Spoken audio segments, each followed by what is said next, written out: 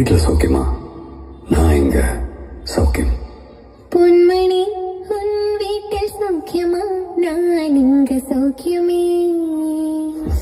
உன்னை நினைச்சு பார்க்கும்போது மனசுல கவிதை அருவி மாதிரி கொட்டுது. அதை எழுதணும்னு உட்கார்ந்தா அந்த எழுத்து தான் வார்த்தை.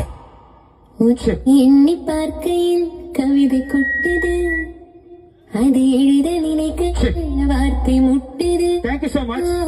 கண்மணி Goes to DJ Samir from Pune. நான் எழுதும் கவிதை. Especially thanks for Sagar sir, Rohit sir, பொன்மணி आणि आलेल्या सर्व बैलपोळा मित्र वर्गांचे सहर्ष स्वागत.